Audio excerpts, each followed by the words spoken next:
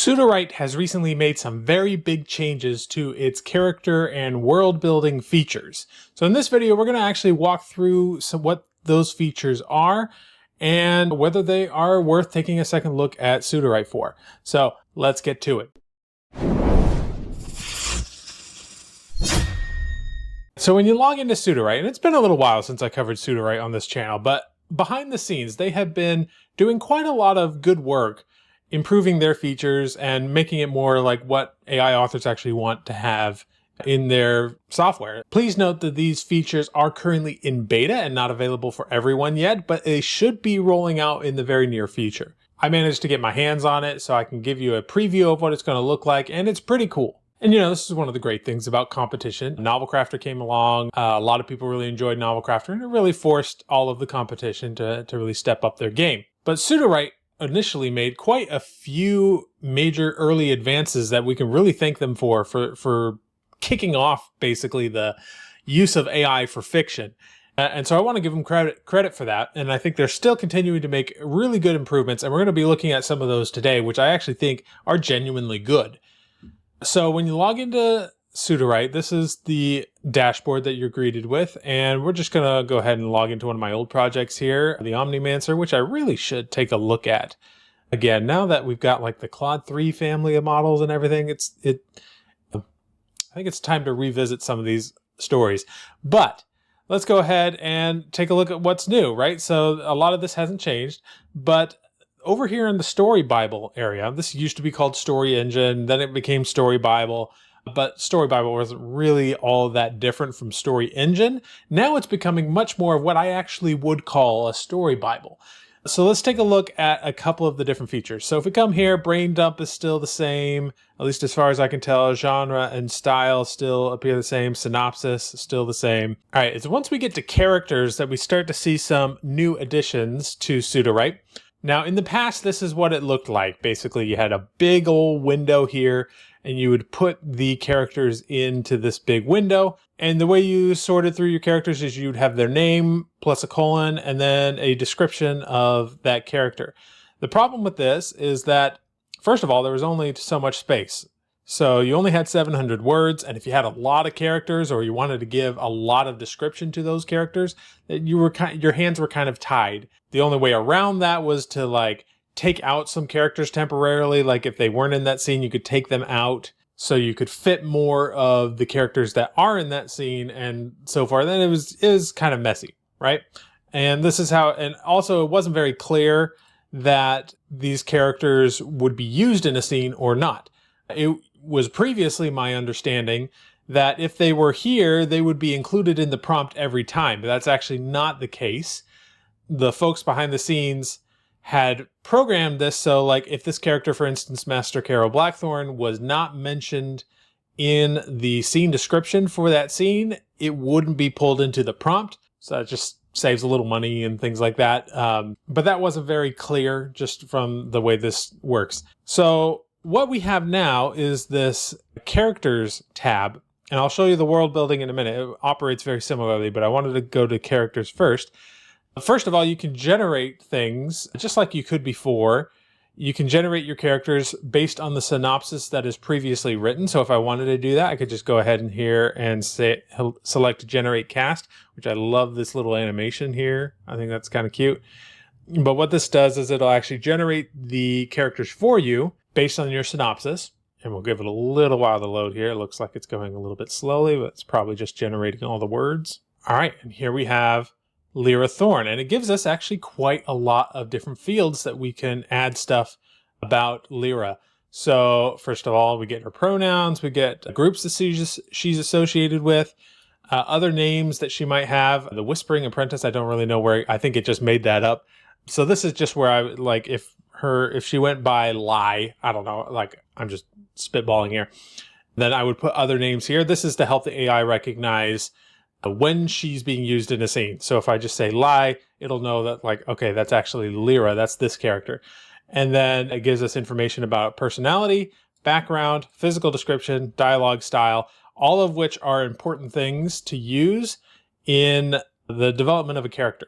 Now, it does have some things that I think are very like GPT-4-ish. If I had to guess, this was created with GPT-4. Actually, I think it might be Claude 3. I don't know. It's starting to become harder to tell.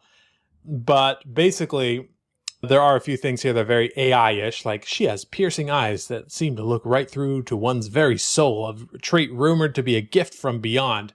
Okay, like that's not something I'm actually going to use. So thankfully, you can edit this all down exactly the way you want, or you can just add in your own information here, which won't count against your tokens for the month if you're copying and pasting into here. You can also add custom fields. So if you wanted to say something about like how she deals with stress, and then put information about that into here, because that might be something that you want to have. And then you can have another field that's like how she expresses happiness and joy, and all of these different situations that you might find her in. You could add custom fields here. Additionally, you can just go ahead and say add blank character, and it'll come down here, and you can basically just add all of this stuff here from scratch. We'll go ahead and delete this one for now, because we pretty much have all of the major characters here already just from looking at the synopsis that it gave us, or that I gave it. Obviously, this would need to be edited pretty thoroughly to make sure it's exactly what you want. And I would try to take some of those AI-isms out of there, because those are likely to really affect the prose when we get to that character. Like that note about the eyes that Lyra has would almost certainly be something that is brought up like anytime she's in a scene, which she's the main character, so she's always going to be in the scene.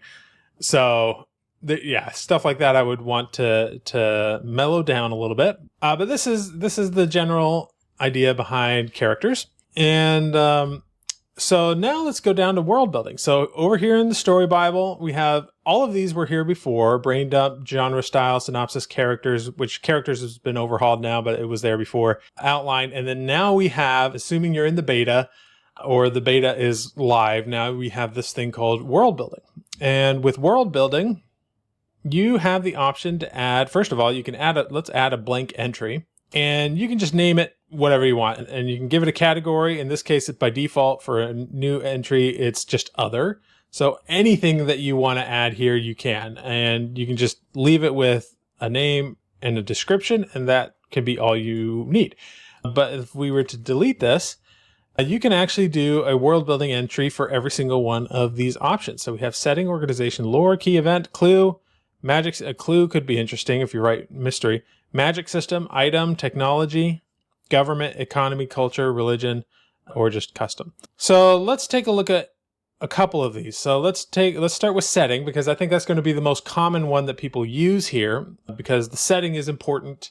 I used to, back when Sudowrite didn't have this, I would inject information about the setting into my story beats, but I really wanted a place where I could actually just have the setting and be able to specify, okay, this is where the setting is, and work that way. So you can give it other names. So first of all, you can come up here, name it what its primary name is, and then select the other names here. And that's again to help the AI recognize when the setting is being called forth. You can add the sensory description here and the location of the setting. And you can add custom fields here, just like you can with characters and all of that. So if we look at another one like organization, you notice the fields here are actually different, and every single one of these has slightly different fields by default. So this organization, you have the other names, you have goals, history, headquarters, all of that stuff. You can add lore. Lore looks like it's just a simple name and description of the lore. If we looked at magic system, for instance, you give it a name, source of magic, who can use the magic, schools or types of magic, a lot of cool fields. And basically every single one of these is a little bit different. By the way, if this is taking up too much of your space, you can just go here and collapse all of these to make it a little bit easier to navigate. I think that's one suggestion I would have for the developers is try to have like an easier way to access all of these. Maybe have folders or something like that. Could be useful if you have a massive amount of world building, but that's kind of nitpicky, not really an issue. But let's say we want to generate an entry. So let's go ahead and see what happens when we click on this button. So it gives us a drop down here where we can select the different things. So let's say we want to select a magic system. And since this is the Omnimancer, let's say create a magic system based on necromancy, one that is central to the society of this planet. So if that's good, you can add any more information about it that you want, but let's just say that's all we have. And so we say go, give it a moment for it to generate. And here we have, it's called Mortis Arcanum, the Whispering Arts, Death Weaving, Spirit Binding. So those are some of the other names. Source of magic. Mortis Arcanum draws its power from the veil, a metaphysical boundary that separates the realm of the living from the dead. This veil is thin and ebb and reach, allowing necromancers to tap into the energies that linger at the threshold of life and death. The source is believed to be an ancient wellspring of arcane energy that ebbs and flows with cycles of mortality. So, interesting. Definitely a little bit more specific than I was expecting it to be. So that's kind of cool. Now let's look at one other thing that you can do here. If we go back here to generate entry, let's select lore here and just say random entry.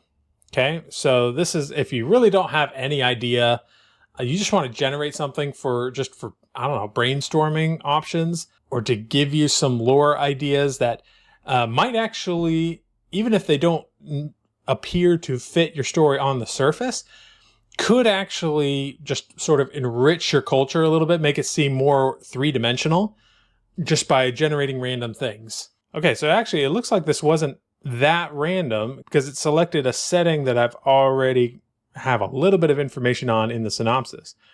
So basically it kind of went through and actually gave me some information here. I didn't give it a tag, so that's interesting. That's maybe some more feedback I'll give the developers, is that I think this is something that I think could be really valuable to just generate random things, but I would want to select specifically what type of thing I'm generating and maybe have the option to look at my like all of the synopsis and everything I've done before the brain dump, or not, to just kind of like come up with something random. But I understand that like that might actually end up with something a little bit too random and that doesn't fit the genre or anything at all. So interesting stuff here. So on the whole, I think this is really cool. I think having all of these different options for the world building section is really cool. Novel Crafter does not have this many. Novel Crafter does have, you can use like what essentially is the same as using a custom one here, where you just name it and give it a description. And you can use that basically in the same way that you could use all of these others. And I'm sure there's going to be more things added to the Novel Crafter's Codex and things in the future. But it is kind of fun to see this level of specificity in the world building section of Sudowrite. So that is all for the newer updates. Again, this is in beta right now and should be rolled out to regular users in the near future. And if you're in the Sudowrite Discord, maybe you can ask to see if you can get access to the beta. Let me know also in the comments below if you'd like to see more information on Sudowrite. I feel like I have abandoned it for a little while and really need to give it a solid second look, because they're doing a lot of good things behind the scenes. And now with things like the Claude 3 models, like the potential of any AI software is pretty high. I would love to see how it works with some of those newer models, and if it's worth taking a deeper dive into it in the future. So let me know about that, and I'll see you in the next video.